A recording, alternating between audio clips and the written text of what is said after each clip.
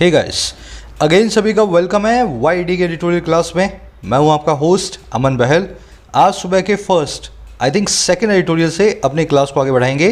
Death trap इसका title है।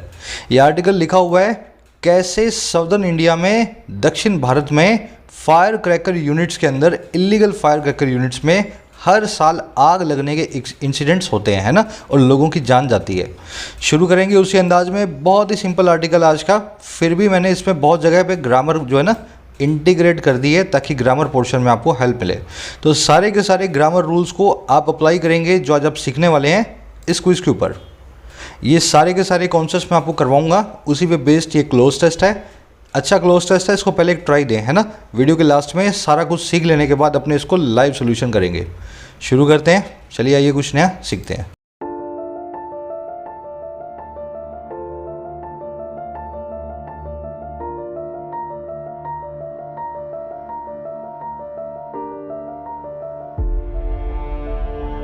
कह रहे डेथ ट्रैप। डेथ मतलब मौत, ट्रैप का मतलब होता है जाला, है ना। किसी को आप फंसा लेते हो ना, उस जाल को बोलते हैं ट्रैप। कह रहा है कहीं पे मौत का जाला बिछा हुआ है और बात कर रहा है ऑन लेबर रिफॉर्म्स की। लेबर मार्केट में, मजदूरों के बाज़ार में जो रिफॉर्म्स आने वाले हैं, जो सुधारों की बात हो रही है उनकी।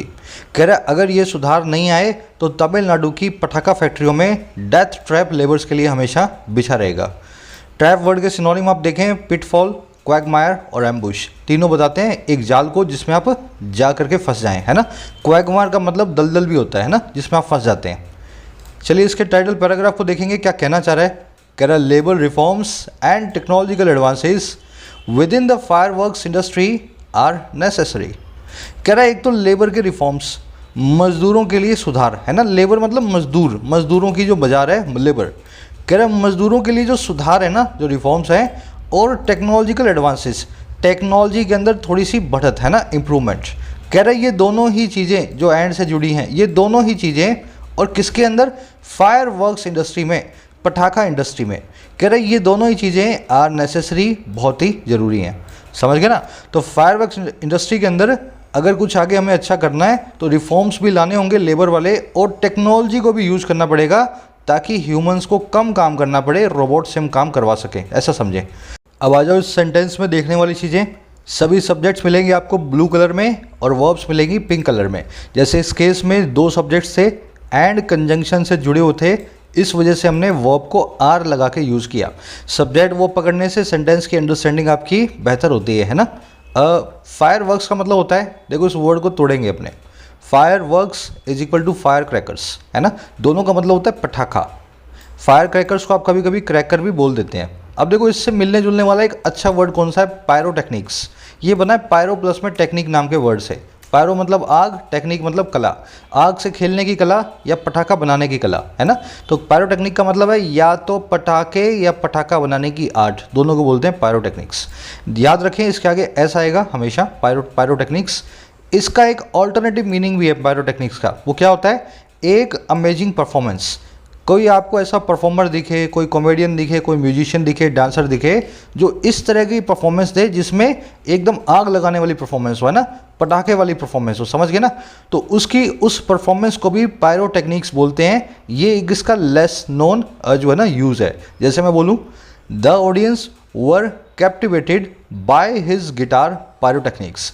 जो ऑडियंस के पर्सन थे, ऑडियंस वाले थे सब लोग, वो मंत्रमुग्ध हो गए, कैप्टिवेट हो गए, एकदम उसके बस में आ गए उसकी गिटार की शानदार परफॉर्मेंस के, है ना। यहाँ पे पायरोटेक्निक्स बता रहा है एक अमेजिंग परफॉर्मेंस को। चलिए आगे बढ़ते हैं। एक समरी मैं आपको दे दूँ किस बारे में लिखा हुआ है, उससे पहले वीडियो को एक लाइक और एक शेयर जरूर दें। बहुत ही सिंपल आर्टिकल आज का। समरी ये है कि मेरे भाई, तमिलनाडु में हर साल आप देखोगे फायर इंसिडेंट्स जो कि होते हैं पटाखा फैक्ट्री में। क्यों होते हैं पटाखा फैक्ट्री में वहाँ पे, क्योंकि सभी पटाखे पूरे देश के बनते हैं तमिलनाडु में, शिवाकाशी नाम के एक शहर में। इस बार भी एक इंसिडेंट हुआ है, लेकिन शिवाकाशी से थोड़ा अलग हटके विरुधुनगर, है ना, विरुधुनगर वहाँ पे। पिछले साल भी एक ऐसा इंसिडेंट हुआ था, तब भी हमने एक आर्टिकल किया था एडिटोरियल द हिंदू का। तो कह रहा बार बार ये इंसिडेंट्स इसीलिए होते हैं क्योंकि वहाँ पे इलीगल मैन्युफैक्चरिंग यूनिट्स है और सरकार बिल्कुल भी ध्यान नहीं दे रही है। सरकार को आज ही वहाँ जा कर के अच्छे से इंस्पेक्ट करना चाहिए। जो लोग इलीगली पटाखा बना रहे हैं उन लोगों को जेल में डालना चाहिए और उस पर अच्छे से कानून बना करके इन वर्कर्स की जानों को सुनिश्चित करना चाहिए कि वो बनी रहें, बची रहें, है ना। तो बस यही कहना चाह रहा है कि सरकार जब तक जगेगी नहीं तब तक ऐसे इंसिडेंट्स होते रहेंगे। लोग अपनी लालच में इलीगल तरीके से पटाखे बनाते रहेंगे तमिलनाडु में। आज की टोन है अर्जेंट, किसी काम को करने की फटाफट से ज़रूरत को बता रहा है, अर्जेंसी को बता रहा है, अर्जेंट टोन, है ना।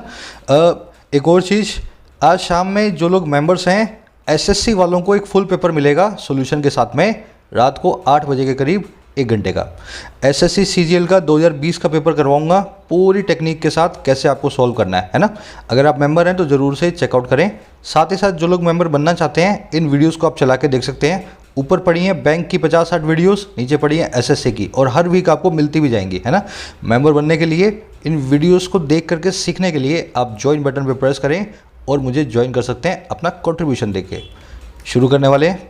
कह रहे thousands of workers in Tamil Nadu's famed fireworks industry remain trapped in unsafe conditions despite an unending series of accidents that keeps drawing attention to their plight. Correct, हजारों जो वर्कर्स हैं, thousands of workers, कहाँ पे भाई? इन तमिलनाडु की famed fireworks industry में, तमिलनाडु की बहुत ही मशहूर, बहुत ही फेमस पटाखा इंडस्ट्री के अंदर। कह रहे ये जो वर्कर्स हैं ना, रिमेन हैं, अभी भी बने हुए हैं। और क्या बने हुए हैं? ट्रैप्ड। ट्रैप का मतलब फंसे हुए हैं। ये आज भी फंसे हुए बने हुए हैं। और किसके अंदर? बहुत ही अनसेफ कंडीशंस में, बहुत ही बिना सेफ्टी वाले हालातों में। अच्छा, कैसे?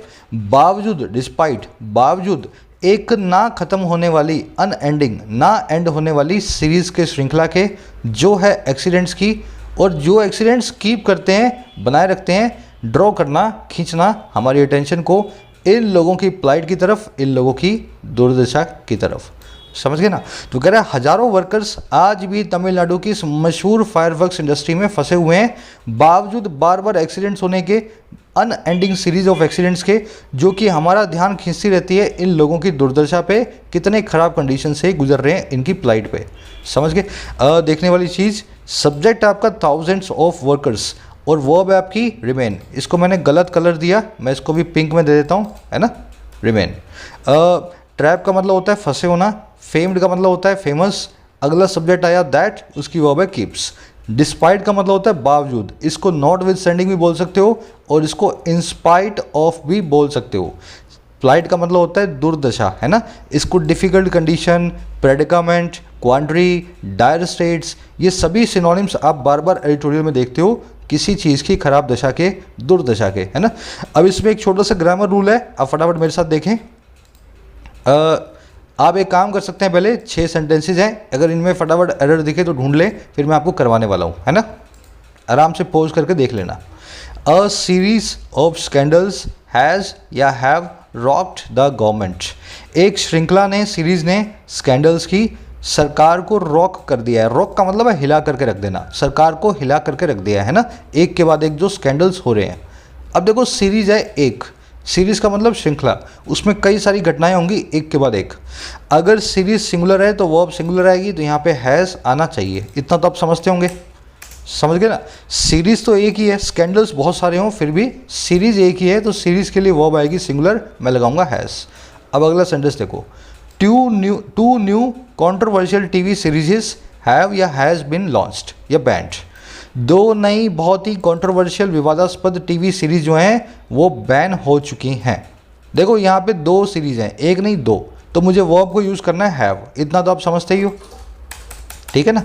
अब यहाँ पे ये सीरीजेस जो वर्ड है ना, ये वर्ड गलत है। अब आप बोलोगे सर एक सीरीज थी तो सीरीज लिखा, एक से ज़्यादा थी तो ईएस लगा दिया, तो गलत कैसे है? गलत ऐसे है मेरे भाई, हमारे पास कुछ ऐसे नाउन्स हैं, चाहे तो सिंगुलर में यूज़ करके सिंगुलर वर्ब दे दो, चाहे प्लूरल में यूज़ करके प्लूरल वर्ब दे दो, उस नाउन की कभी भी कंडीशन चेंज नहीं होगी, उसकी फॉर्म को चेंज नहीं किया जाएगा।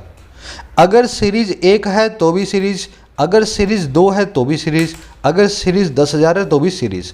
ये वर्ड हमेशा ऐसा ही रहता है, अपने मीनिंग के हिसाब से अपनी वर्ब ले लेगा, समझ गए ना। अब यहाँ पे 2 सीरीज़ है तो हमने हैव लगा दिया, 1 सीरीज़ थी तो हमने हैज़ लगा दिया। ऐसे हमारे पास और भी वर्ड्स हैं। अब देखो कैसे, the whereabouts of the little boy is या are still unknown. Whereabouts का मतलब होता है प्रेजेंट लोकेशन, किसी का प्रेजेंट एड्रेस। जो प्रेजेंट एड्रेस है, जो अता पता है छोटे से बच्चे का, वो अभी भी अननोन है, किसी को मालूम नहीं है ना। अब देखो इस केस में एक बच्चे का अते पते की बात हो रही है। अगर एक बच्चे के अते पते की बात हो रही है तो मैं लगाऊंगा इज, ठीक है। लेकिन इस केस में देखो the whereabouts of the escaped criminals is या आर स्टिल अननोन। जो अते पते हैं बहुत सारे भागे हुए क्रिमिनल्स के, वो अभी भी अननोन है, किसी को नहीं पता ये कहाँ जाके छुपे हैं। अब देखो यहाँ पे कई लोग हैं, कई सारे क्रिमिनल्स हैं, तो मैं इस केस में यहाँ पे लगाऊंगा आर, समझ रहे हो। लेकिन ध्यान देना ये वेयर अबाउट्स वर्ड है ना, ये वेयर अबाउट्स ही रहता है, चाहे एक का हो चाहे 1000 का हो, समझ के। एक बच्चे के पते को भी वेयर अबाउट्स बोलते हैं, वर्ब लग गई सिंगुलर। 1000 क्रिमिनल के पते को भी वेयर अबाउट्स बोलते हैं, वर्ब लग गई प्लूरल। तो ये ऐसे ही नाउन्स हैं जो सिंगुलर और प्लूरल में अपनी वर्ब को, अपनी फॉर्म को चेंज नहीं करते हैं। वैसे ये एयरक्राफ्ट, सिंगुलर में भी this aircraft made by Rafale is या आर वेरी कॉस्टली। कॉस्टली की स्पेलिंग सही कर दूं, है ना, कॉस्टली। तो इस केस में मुझे एयरक्राफ्ट सिंगुलर है, एक ही एयरक्राफ्ट है, दिस लगा हुआ है तो मैंने इज लगा दिया। लेकिन मैं अगर ऐसा लिखूं दीज एयरक्राफ्ट्स हैव या has potential to strengthen the defence sector, ये सभी के सभी एयरक्राफ्ट्स में ताकत है कि वो मजबूत बनाएंगे हमारे रक्षा सेक्टर को, तो मुझे क्या करना है, इनके लिए लगाना है हैव। पर ध्यान देना एयरक्राफ्ट वर्ड एयरक्राफ्ट ही रहता है, इसके आगे एस नहीं आता। तो आपको इनकी सही फॉर्म को पकड़ना पड़ेगा। जैसे वेयर अबाउट्स की सही फॉर्म एस के साथ होती है, सीरीज ऐसे ही लिखा जाता है, एयरक्राफ्ट के आगे कभी भी एस नहीं आएगा, है ना। और इनके हिसाब से वर्ब को चेंज करना होगा। अब मैं एक स्लाइड में आपको ये सभी के सभी जो है ना नाउन्स बता रहा हूँ। Series, species, whereabouts, aircraft, spacecraft, air, deer, fish, swine, sheep, cod, trout और सैल्मन, ये सभी वर्ड्स इसी तरीके से हमेशा चलते रहेंगे। ये मैंने ग्रामर वाली सीरीज़ में आपको करवाया हुआ है, पार्ट सेकंड में ही। हेयर और फिश में थोड़े कॉम्प्लिकेशन है, अगर आप सीरीज़ पूरी देखोगे तो वहाँ आपको पता लगेगा, है ना। चलो आगे बढ़ते हैं। कह रहे इन the latest accident at a fireworks unit in Virudhunagar at last count 20 lives have perished while 28 workers are still in hospital। कह रहा है इस लेटेस्ट एक्सीडेंट में, इस सबसे नई दुर्घटना में, एक पटाखा फैक्ट्री में, फायरवर्क्स यूनिट में, और कहाँ पे, इस जगह पे विरुधुनगर में। एट लास्ट काउंट, इसका मतलब होता है जब हमने लास्ट काउंट किया। भाई जब हम इस आर्टिकल को लिख रहे थे तब हमने जो काउंट किया, एट लास्ट काउंट 20 लोग मारे जा चुके थे, पेरिश कर चुके थे, जबकि 28 वर्कर्स हॉस्पिटल में थे, जो है अस्पताल में भर्ती थे, समझ गए ना। तो ये जब लिख रहा था ना तब 20 लोगों की मौत हो चुकी थी और 28 लोग इस एक्सीडेंट में अस्पताल में आ गए थे। अब आ जाओ सेंटेंस में देखने वाली चीज़ें। सब्जेक्ट वो आपके सामने है ग्रीन और पिंक में। पेरिश वर्ड को देखें। पेरिश का मतलब होता है डाई करना, मर जाना या सड़ जाना किसी चीज़ का। Sunlight has caused the rubber to perish. Sunlight ने, धूप ने कोज कर दिया है कि रबर को, कि वो पेरिश हो जाए, वो सड़ जाए, है ना, रबर खराब हो जाए। और वैसे ही 30 people perished in the plane accident. 30 people मर गए इस प्लेन एक्सीडेंट में। एक ही वर्ड किसी चीज़ के सड़ने और मरने दोनों की बात करता है, पेरिश नाम का वर्ड। चलिए आगे बढ़ेंगे। इसीलिए पेरिशेबल आइटम वो होती हैं जो जल्दी ख़राब हो जाती हैं और उनको फ्रिज में रखते हैं, है ना, पेरिशेबल आइटम्स। कह रहा सच tragedies caused predominantly by gross violation of norms governing the hazardous industry and human error in handling explosive substances have occurred with some regularity now। कह रहा है ऐसी ट्रेजेडी, ऐसी घटनाएं, ऐसी दुर्घटनाएं जो कि कोज्ड होती हैं, जो कि भड़काई जाती हैं, प्रीडोमिनेंटली मेनली, और किसके द्वारा, मोटे तौर पे वायलेशन के द्वारा, नॉर्म्स के, कानूनों के। कह रहा है ऐसी जो घटनाएं हैं जो कि कोज होती हैं मोटे तौर पे रूल्स को ब्रेक होने की वजह से। अच्छा कौन से रूल्स हैं, वो रूल्स जो गवर्न करते हैं, कंट्रोल करते हैं इस हजार्डस इंडस्ट्री को, इस खतरनाक इंडस्ट्री को, पटाखा इंडस्ट्री को। और कह रहे दूसरी जो होती है इनकी मेनली ह्यूमन एरर के द्वारा, आदमी की खुद की गलती के द्वारा हैंडल करने में एक्सप्लोसिव सब्सटेंसेस को, फटने वाली चीज़ों को, है ना, पटाखों को। कह रहे दोनों ही तरह से होने वाली ये ट्रेजेडीज़, दोनों ही घटनाओं की वजह से होने वाली ये अकर हुई हैं सम रेगुलरिटी के साथ, अभी के अभी, मतलब पिछले कुछ दिनों से या महीनों से या सालों से रेगुलर ऐसे ट्रेजेडीज़ होती आ रही हैं, समझ गए ना।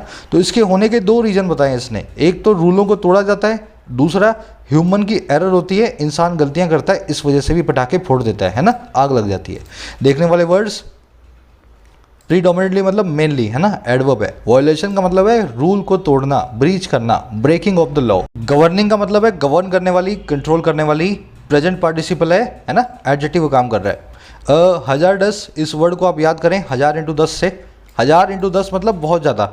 हजारडस का मतलब होता है बहुत ज़्यादा डेंजरस, पेरिलस, डाइसी। 1010 का इसमें डेंजर है, ऐसा समझो। इस तरह से इस वर्ड को याद कर सकते हैं आप, हजारडस, है ना, वेरी डेंजरस। एक्सप्लोसिव मतलब जो फटने वाला हो, सब्सटेंस मतलब मटेरियल। चलिए आगे बढ़ेंगे। कह रहा है in 11 months 25 lives were lost in major villages in 3 other fireworks factories in Virudhunagar, Cuddalore and Madurai. कह रहा है पिछले 11 महीनों में 25 लाइव्स लॉस्ट हो गई हैं, 25 जिंदगियां जा चुकी हैं बड़ी बड़ी आग की घटनाओं में, विलेजेस में। 3 दूसरी फायरवर्क्स फैक्ट्रीज में, पहली यहाँ पे, दूसरी यहाँ पे और तीसरी यहाँ पे। तो पिछले 11 महीनों में इतनी सारी लाइव्स जो हैं, 25 लाइव्स हम खो चुके हैं एक ही शहर के अंदर, एक ही स्टेट के अंदर। ब्लेज का मतलब होता है आग लगने की घटना, इसको फायर एक्सीडेंट भी बोल सकते हैं और फ्लेम भी बोल सकते हैं, है ना। चलिए कह रहे मोस्ट विक्टिम्स वर विमन, ज़्यादातर शिकार जो हैं 25 में से वो औरतें थी, है ना। कह रहे while the dead end up in statistical records on the ground there is only short term action. कह रहे जहाँ जो डेड होते हैं, डेड का मतलब है कॉमन प्लूरल नाउन, जहाँ पे जो मौत होती है जिन लोगों की, डेड हो जाते हैं जो लोग, वो एंड अप होते हैं, वो जा करके रुकते हैं स्टैटिस्टिकल रिकॉर्ड्स में, सिर्फ आंकड़ों में, जो आपके रिकॉर्ड के अंदर।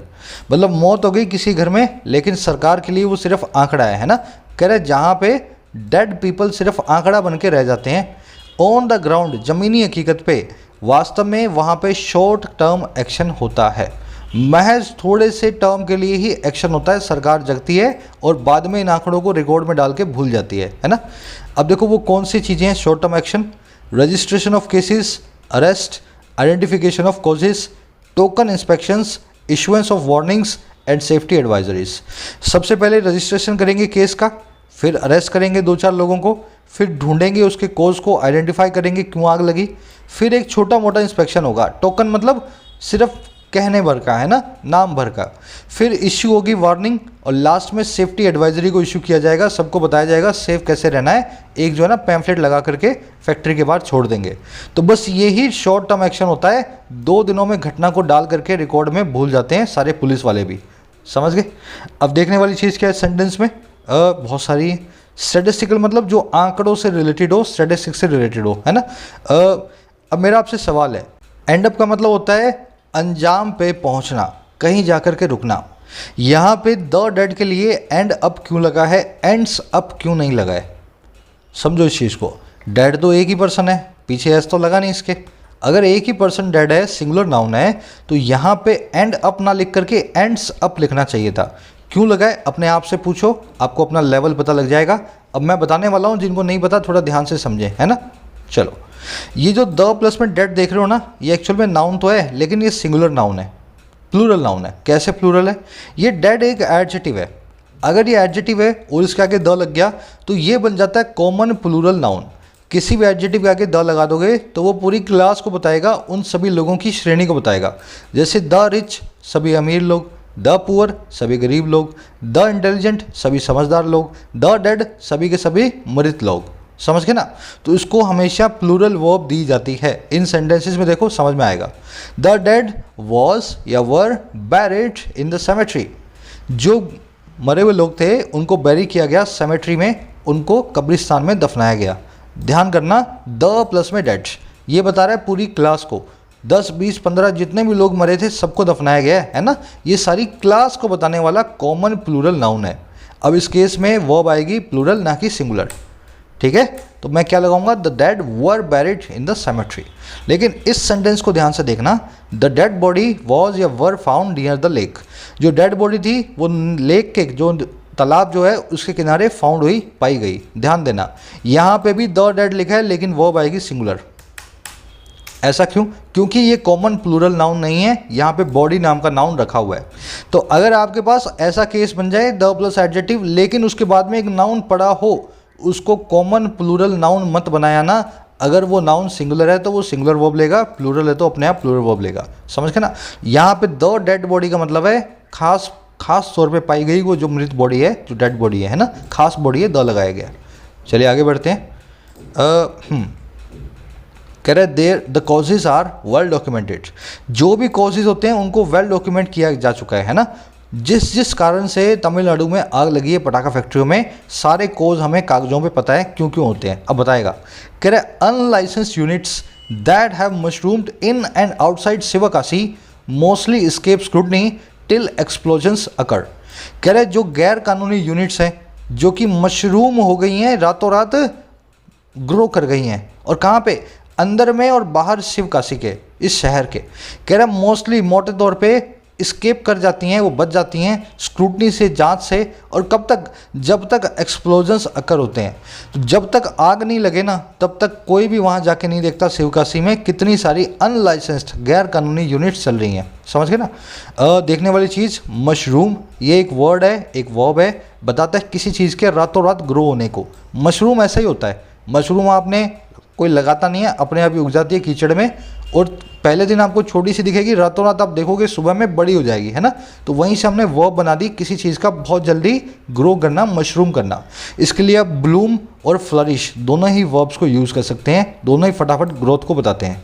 चलिए आगे बढ़ेंगे। कह रहा है greater concern is the illegal subleasing of contracts for manufacturing crackers by licensed units. कह रहा है इससे भी बड़ी एक चिंता है गैर कानूनी सब लीजिंग, और किसकी, कॉन्ट्रैक्ट्स की, और क्यों, मैन्युफैक्चर करने के लिए पटाखों को लाइसेंस्ड यूनिट्स के द्वारा। अब ये देखो, बिना लाइसेंस वाली तो हमारे नाक में दम किए ही हुए हैं, जो लाइसेंस वाली है ना वो भी सब लीजिंग कर देती हैं अपने कॉन्ट्रैक्ट की। उनको 20,000 पटाखे बनाने हैं सुतली बम, तो वो क्या करेंगी, 20 छोटी छोटी बिना लाइसेंस वालियों को अपना कॉन्ट्रैक्ट दे देंगी, है ना। लाइसेंस वाला कॉन्ट्रैक्ट भी बिना लाइसेंस वालों से अपना काम करवाने वाले हैं। ऐसा बड़ा कंसर्न है, ग्रेटर कंसर्न है। सब लीजिंग यही होता है, आपने किसी काम का कॉन्ट्रैक्ट लिया और आगे किसी और को दे दिया, बोले तू कर ये काम, मेरे को दे, मैं आगे दे आऊँगा जा करके। समझ गए ना, सब लीजिंग।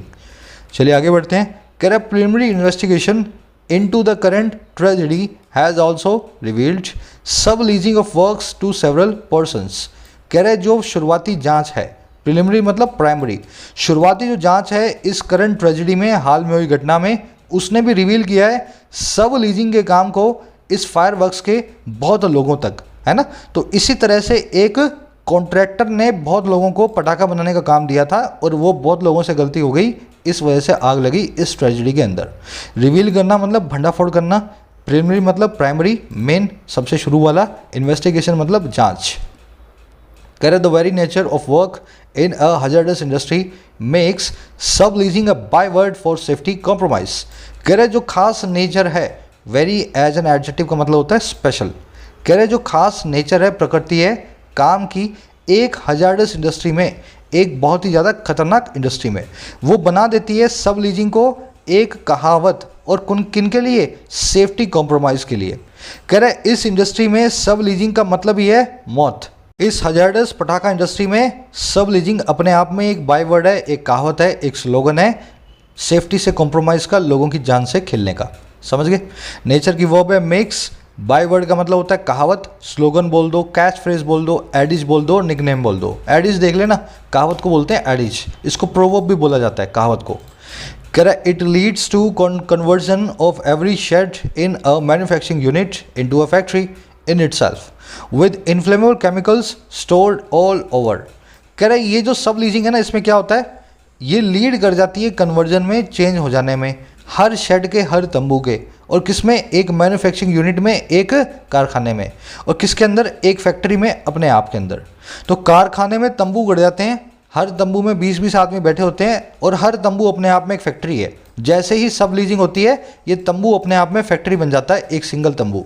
और जिस तंबू के अंदर इनफ्लेमेबल केमिकल्स जो हैं, जो बहुत ही ज्वलनशील पदार्थ हैं, स्टोर होते हैं हर तरफ, पूरी फैक्ट्री में हर जगह आपको इनफ्लेमेबल केमिकल्स मिलेंगे, क्योंकि पटाखे बन रहे हैं, हर तंबू के अंदर फैक्ट्री लगी हुई है, फैक्ट्री में भी फैक्ट्री, ऐसा समझे। समझ गए, सिंपल सेंटेंस है। इनफ्लेमेबल मतलब ज्वलनशील हो, जिसमें आग लग जाए, कंबस्टिबल बोल दो, इग्नाइटेबल बोल दो, बर्नेबल बोल दो। Correct. Consequently the limit on workers to be deployed is violated resulting in crowding in each shed. कह रहे इसके कॉन्सिक्वेंस में, कॉन्सिक्वेंटली मतलब इसके रिजल्ट में, फलस्वरूप, कह रहे फलस्वरूप जो लिमिट है, जो मैक्सिमम सीमा है वर्कर्स की, जिनको डिप्लॉय किया जा सकता है, जिनको काम पे लगाया जा सकता है, वो वायलेट हो जाती है। और कैसे, रिजल्ट होते हुए क्राउडिंग में हर शेड के अंदर। तो ये लिमिट जो है सारे के सारी क्रॉस हो जाती है, 15 की जगह पे 50 वर्कर्स आ जाते हैं फैक्ट्री के अंदर और सारे जो है सबकी जान को खतरे में डालते हैं क्राउडिंग की वजह से। सिंपल सेंटेंस है, यहाँ पे एक छोटा सा कॉन्सेप्ट करेंगे। टू बी डिप्लॉयड, यहाँ पे पैसिव इन्फिनेटिव लगा हुआ है, यहाँ पे टू डिप्लॉय क्यों नहीं लिखा हुआ? अपने आप से सवाल पूछे। Consequently the limit on workers to deploy is violated resulting in crowding in shed. तो टू डिप्लॉय भी आ सकता था लेकिन नहीं आया, इसका एक छोटा सा रूल है, 2 सेंटेंस से आप समझ पाएंगे। The soldier is going to reward for his bravery on the Independence Day. Soldier जो है वो रिवॉर्ड होने वाला है, उसको इनाम मिलने वाला है उसकी बहादुरी के लिए इंडिपेंडेंस डे पे। ये होता है एक्टिव इन्फिनेटिव, 2+ में वर्ब की फर्स्ट फॉर्म। इस केस में सोल्जर रिवॉर्ड करने वाला है। अब देखो सोल्जर रिवॉर्ड करेगा नहीं, सोल्जर को रिवॉर्ड मिलेगा, सोल्जर को रिवॉर्ड किया जाएगा, समझ गए ना? उसको कुछ मेडल मिलेगा, कुछ पैसे मिलेंगे, समझ गए? तो उस केस में सोल्जर के ऊपर काम होगा। अगर ऐसा है तो यहाँ पे टू बी रिवॉर्डेड हमें लिखना चाहिए, पैसिव इन्फिनेटिव बनाना चाहिए। इन्फिनेटिव की क्लास में ये हो चुका है, सिर्फ आपको रिवाइज करवा रहा हूँ, ग्रामर सीरीज में कर चुके हैं हम, है ना? तो 2+ में बी+ में वर्ब की थर्ड फॉर्म कहलाती है पैसिव इन्फिनेटिव, जब सब्जेक्ट के ऊपर कोई काम हो रहा हो। वैसे इस केस में देखो, the orders to be investigated the case have been issued. जो ऑर्डर हैं केस को इन्वेस्टिगेट करवाने के लिए वो इशू हो गए हैं। अब ये बताओ ऑर्डर इन्वेस्टिगेट करेगा या ऑर्डर खुद इन्वेस्टिगेट होगा? यहाँ पे तो सोल्जर रिवॉर्ड होने वाला था तो पैसिव इन्फिनेटिव लगा हुआ था, लेकिन यहाँ पे ऑर्डर इन्वेस्टिगेट करेगा, ना कि वो खुद इन्वेस्टिगेट होगा। इस केस में यहाँ पे पैसिव इन्फिनेटिव गलत लगा हुआ है। मुझे क्या करना चाहिए? इस बी को निकाल देना चाहिए और इसको V1 में चेंज कर देना चाहिए। The orders to investigate the case have been issued. समझ गए ना? अगर सब्जेक्ट काम करे तो एक्टिव इन्फिनेटिव, अगर सब्जेक्ट के ऊपर कोई काम हो रहा हो तो पैसिव इन्फिनेटिव। अब देखो वर्कर्स को डिप्लॉय किया जाएगा, काम पे लगाया जाएगा, वर्कर्स के ऊपर काम हो रहा है इसलिए टू बी डिप्लॉयड। लॉजिक से समझो, रट्टे मारने की जरूरत नहीं है। इंग्लिश उसी के लिए मुश्किल है जिसको रट्टे मारने की आदत है ना? कह रहा supervision of the quantum of chemicals to be mixed और stored a key task to avoid friction becomes a casualty. कह रहा है इस पूरे चक्कर में शेड में तंबू में फैक्ट्री लग जाती है, इसी चक्कर में जो सुपरविजन है ना, जो निगरानी है, और किस चीज़ की भाई? क्वांटम की, मात्रा की, क्वांटिटी की, और किसकी? केमिकल्स की। और वो कौन से केमिकल्स? जो कि मिक्स किए जाएंगे या रखे जाएंगे, स्टोर किए जाएंगे। कह रहे जो अपने आप में बहुत ही इंपॉर्टेंट टास्क भी है ये सुपरविजन, और किस लिए? अवॉइड करने के लिए फ्रिक्शन को, अवॉइड करने के लिए घर्षण को। कह रहे ये जो सुपरविजन है ना, ये बन जाता है एक कैजुअलिटी, ये भेंट चढ़ जाता है इस पूरी वाली घटना की। क्योंकि आपने 15 की जगह पे 50 मजदूर बुला लिए हैं, सुपरविजन कैसे करोगे कि कितने केमिकल उन्होंने लाए, कितने उन्होंने निकाले, कितने वो मिक्स किए, है ना? तो ये सुपरविजन जो है भेंट चढ़ जाता है, कैजुअलिटी बन जाता है। आ जाओ सेंटेंस में देखने वाली चीज़ें। क्वांटम मतलब मात्रा, क्वांटिटी, सुपरविजन की वर्ब है बिकम्स। यहाँ भी टू बी मिक्सड इसीलिए लगा है क्योंकि केमिकल्स को मिक्स किया जाएगा, केमिकल्स किसी को मिक्स नहीं करेंगे। कैजुअलिटी का मतलब होता है शिकार, विक्टिम। फ्रिक्शन का मतलब होता है आपस में जब दो चीज़ें जो टकराती हैं ना, फ्रिक्शन समझते हैं ना, घर्षण, आपस में एक दो चीज़ों का आपस में घर्षण होना। कह रहे untrained workers and the piece rate system which induces people to race to produce more units per day have also caused accidents। कह रहा है अनट्रेंड वर्कर्स, कहीं से भी पकड़ के ले आए वर्कर को, है ना, आजा पटाखे बना। और पीस रेट सिस्टम, सिस्टम क्या है? जितने पटाखे बनाएगा उतने ही पैसे मिलेंगे, चाहे सारा दिन काम कर, एक भी पटाखा मत बना, एक भी पैसा नहीं मिलेगा। कह रहा है एक तो ऐसे नौसिखिया वर्कर्स और एक पीस रेट के हिसाब से बनने वाला जो सिस्टम है, और ये वो सिस्टम है जो कि इंड्यूस करता है, जो कि भड़काता है, एनकरेज करता है लोगों को रेस करने के लिए, दौड़ लगाने के लिए कि वो प्रोड्यूस करें ज़्यादा से ज़्यादा यूनिट्स को, पटाखों को हर रोज़। कह रहे इन दोनों ही चीज़ों ने कॉज कर दिया है इन एक्सीडेंट्स को, दोनों ही चीज़ों ने कारण बनी है एक्सीडेंट्स का। नौसिखिया वर्कर्स और पटाखे के हिसाब से पैसे, इसी की वजह से घटनाएं होती हैं, है ना? ये विच लगा है सिस्टम के लिए, इसलिए इसकी वर्ब है सिंगुलर। इंड्यूस का मतलब होता है एनकरेज करना, किसी चीज़ को भड़काना, इंसाइट करना। आगे करें eyewitness accounts suggest that in the latest accident a worker possibly fatigued had hurriedly emptied semi finished crackers triggering an explosion. कह रहा है आई विटनेस के जो अकाउंट्स हैं, अकाउंट का मतलब होता है गवाही, आई विटनेस मतलब गवाह, जो गवाह की जो गवाही है, जो लोगों ने बताया है ना, जिन्होंने इस घटना को देखा था, कह रहा वो सजेस्ट यही करती है कि इस नए वाले एक्सीडेंट में, लेटेस्ट एक्सीडेंट में जो अभी भी हुआ है, इसमें एक वर्कर जो कि पॉसिबली थका हुआ था, बहुत ज़्यादा फटीग था, कह रहा उसने जल्दबाजी में एम्प्टी कर दिया, खाली कर दिया आधे बने हुए पटाखों को। और कैसे खाली किया? ट्रिगर करते हुए एक्सप्लोजन को, ट्रिगर करते हुए एक बड़े से बॉम्ब ब्लास्ट को। समझ के ना? तो कह रहा है यही बता रहे हैं हमारे आई विटनेस अकाउंट्स कि एक वर्कर थका हुआ था, घर जाने की जल्दी होगी उसको, आधे बने हुए पटाखे किसी जो है थैले वाले में उसने डाल दिए, फ्रिक्शन हुआ, आग लगी और ब्लास्ट हुआ, इतने लोग मर गए।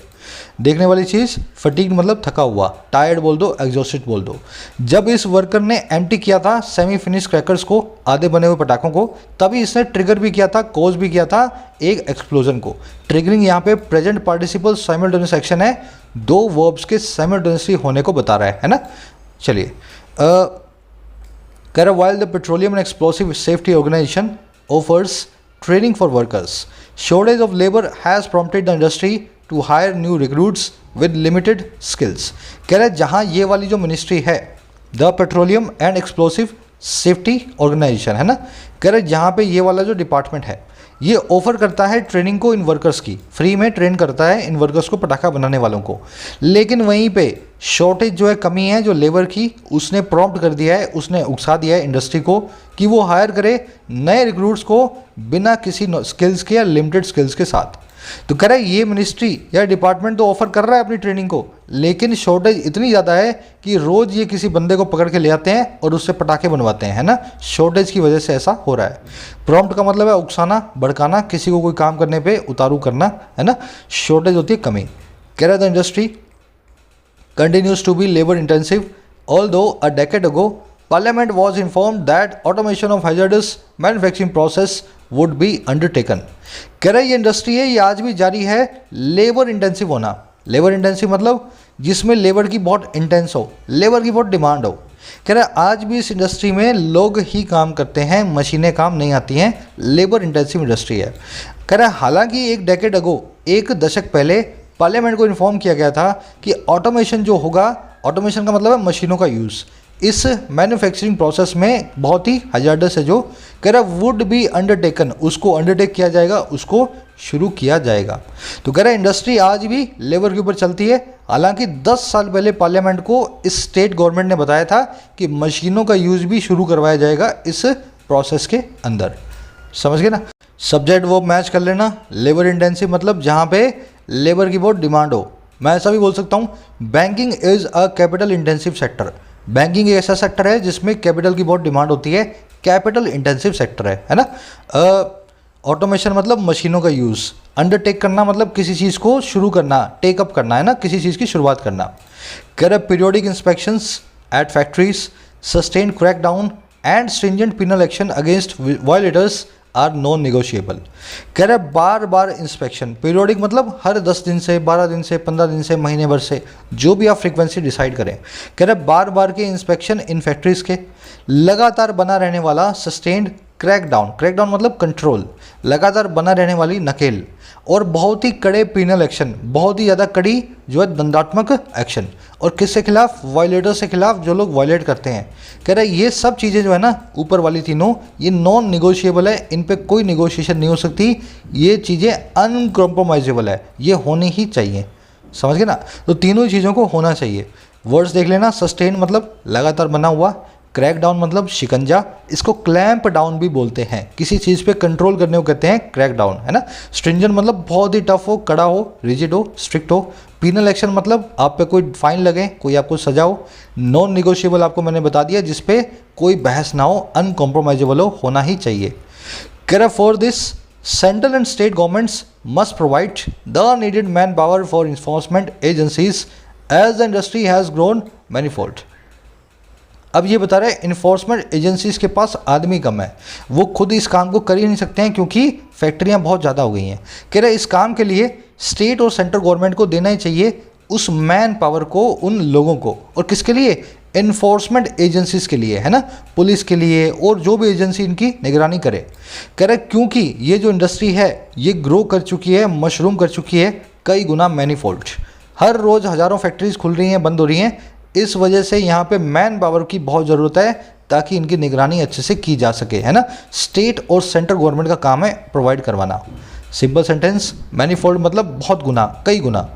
कह रहा a sustained political push for labour reforms and technological innovations within the industry is also essential. कह रहा है एक लगातार बना हुआ पॉलिटिकल पुश, लगातार बना हुआ सियासी दबाव लेबर रिफॉर्म्स के लिए, और टेक्नोलॉजिकल इनोवेशन, टेक्निक के अंदर बढ़त, और किसके अंदर, इस इंडस्ट्री के अंदर, ये भी बड़ा ही इसेंशियल है, ये भी बड़ा ही ज़रूरी है। इस सेंटेंस में एक एरर है, बहुत ही सिंपल सी एरर है ना, इतनी सिंपल है कि बताने का मन भी नहीं कर रहा। सब लोग कमेंट्स में डालना, और जिनको नहीं पता कमेंट्स में जाके ही पढ़ लेना, है ना, कौन सी एरर है इस सेंटेंस में। कह रहा after all there can be no joy during any celebrations using fireworks if those making it lead a life of dangerous uncertainty. बिल्कुल सही बात है ये, है ना। कह रहा सब चीज़ों के बाद आफ्टर ऑल कोई भी मौज, कोई भी जॉय, कोई भी मस्ती नहीं हो सकती एक सेलिब्रेशन के दौरान, एक आपके घर में फंक्शन के दौरान। और कैसे, यूज़ करते हुए पटाखों को, फायरवर्क्स को। अच्छा कब, अगर वो लोग जो इनको बना रहे हैं वो लीड करते हैं एक ज़िंदगी को जो बहुत ही ज़्यादा डेंजरस है और अनसर्टेनिटी वाली है ना, डेंजरस अनिश्चितताओं वाली ज़िंदगी है। अगर ऐसे लोग आपके पटाखे को बना रहे हैं तो ऐसे पटाखे को बजाने में कोई मज़ा नहीं है, ऐसे सेलिब्रेशन में कोई भी जॉय नहीं है।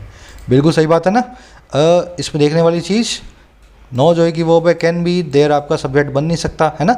इस केस में सब्जेक्ट बनेगा नो जॉय। दोज यहाँ पे इसलिए लगाए क्योंकि पार्टिसिपल रखा था, अगर ना रखा होता तो यहाँ पे दे लगता, है ना, सब्जेक्ट के तौर पे। लीड का मतलब होता है जीना, एक लाइफ को लीड करना मतलब एक ज़िंदगी को जीना। सिंपल सा आर्टिकल है आज का, ज़्यादा एक्सप्लेन करने वाला कुछ है नहीं। फटाफट आ जाओ अपने क्विज पे, लाइक और शेयर देना मत भूलना, कंजूसो आ जाओ। क्विज भी सिंपल ही आज का, है ना। पहला question, the intelligent run, have run, has run या रन्स। द इंटेलिजेंट रन करते हैं हमारी सोसाइटी को लीडर्स के तौर पे, इन्वेंटर्स के तौर पे और पाइनियर्स के तौर पे। पाइनियर मतलब होता है जो अगुवाई करे, है ना, सबसे आगे हो। देखो ध्यान से, द प्लस में एडजेक्टिव, अगर ऐसा है और इसके बाद में नाउन नहीं रखा है तो ये बनेगा कॉमन प्लूरल नाउन। ये द इंटेलिजेंट बता रहा है सभी के सभी होशियार लोगों की, है ना, जितने भी लोग जो बुद्धिमान है, इंटेलिजेंस रखते हैं। तो इस केस से मुझे यूज़ करना चाहिए एक प्लूरल वर्ब को। देखो प्लूरल वर्ब हैव भी हो सकती है और प्लूरल वर्ब रन भी हो सकती है, लेकिन ध्यान रखना हैव के बाद में वर्ब की थर्ड फॉर्म आती है। रन, रैन, थर्ड फॉर्म रन, रैन सेकंड फॉर्म है, हैव के बाद नहीं आ सकती। ए मेरा आंसर है। समझ गए क्या बताना चाह रहा हूँ मैं। कुछ लोगों को ऐसा लगता है, मैंने कई बार कमेंट्स में पढ़ा भी है, सर हैव के बाद में रैन क्यों नहीं आया। अरे रन, रैन, रन होता है, थर्ड फॉर्म रन होती है, तुम्हें लगता है थर्ड फॉर्म रैन होती है, ऐसा नहीं है, है ना। दूसरा देखो, इन मल्टीपल सीरीज या अ सीरीज या सीरीज या of series of mishaps where a species has या हैव या हैज़ बीन या have been at the words of near extinction be it world war और deadly pandemic the intelligent amongst our society have always guided us. इतना ही पढ़ लेते हैं, यहाँ से अपने दोनों हो जाएंगे, है ना। कह रहे बहुत सारी श्रृंखलाओं में मिशैप्स की, मिशैप मतलब एक्सीडेंट्स, बहुत सारी श्रृंखलाओं में, सीरीज़ में एक्सीडेंट्स की। ध्यान देना, सीरीज़ एक ऐसा नाउन है जो हमेशा सीरीज़ ही रहेगा। बताया ना आपको मैंने, सीरीज़ है, एयरक्राफ्ट है, वेयर अबाउट्स है, स्पीसीज़ है, हेयर है। तो यहाँ पे मल्टीपल है चाहे एक है, लगाना तो हमेशा सीरीज़ ही है। तो आपका आंसर यहाँ पे हो गया सीरीज़, है ना। इन मल्टीपल सीरीज ऑफ मिशैप्स, जहाँ पे हमारी स्पीसीज़, वेयर और स्पीसीज़। अब देखो यहाँ पे इसके लिए वर्ब चाहिए, स्पीसीज़ के लिए। स्पीसीज़ भी एक ऐसा ही नाउन है जिसकी वर्ब आप सिंगुलर या प्लूरल दे सकते हो, लेकिन वो रहेगा हमेशा स्पीसीज़। आपको एक बार मैं सारे नाउन्स फिर से दिखा देता हूँ, है ना। Series, species, whereabouts, aircraft, spacecraft.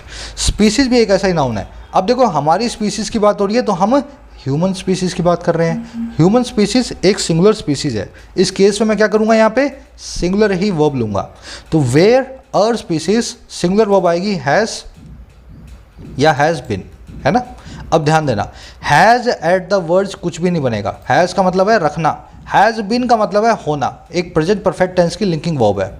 Where our species has been at the words, अगर हैज़ लगाऊंगा तो मतलब आप वर्ड्स को रख रहे हो। वर्ड्स का मतलब होता है कगार, तो मैं इस केस में हैज़ बिन को यूज़ करूंगा। सी मेरा आंसर हो गया। अरे मुश्किल तो नहीं बना दिया क्विज, मैंने तो सिंपल ही बनाया था सोच के। चलो आगे बढ़ते हैं।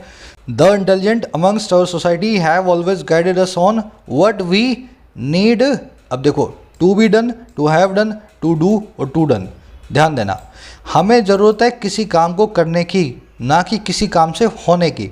अगर करने की बात है तो बात करेंगे एक्टिव इन्फिनेटिव की, what we need to do, ठीक है ना, what we need to do. देखो हैव डन भी एक एक्टिव इन्फिनेटिव है, लेकिन ये बात कर रहा है परफेक्ट टेंस में, बात हो रही है यहाँ पे प्रेजेंट टेंस में।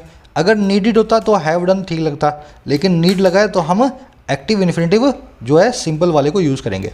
तो हमें हमेशा गाइड किया गया है क्या हमें करने की ज़रूरत है, on what we need to do and what needs. अब देखो यहाँ पे क्या चीज़ होने की ज़रूरत है, हमें गाइड किस पे किया है, क्या हमें करना चाहिए और क्या होना चाहिए, समझ गए ना। तो यहाँ पे what needs to be done, होना चाहिए मतलब व्हाट के ऊपर काम होगा, इस प्रोनाउन के ऊपर। इस केस के अंदर हम एक्टिव नहीं बल्कि पैसिव इन्फिनेटिव को यूज़ करेंगे। अगर इन्फिनेटिव की क्लास देख लोगे तो इन्फिनेटिव वाला हमेशा के लिए सॉल्व हो जाएगा, कब एक्टिव कब पैसिव लगाना है। मुलाकात लूँगा अगली वीडियो में, ज़रूर से अपना स्कोर कमेंट सेक्शन में मुझे बताएं। तब तक के लिए साइनिंग आउट।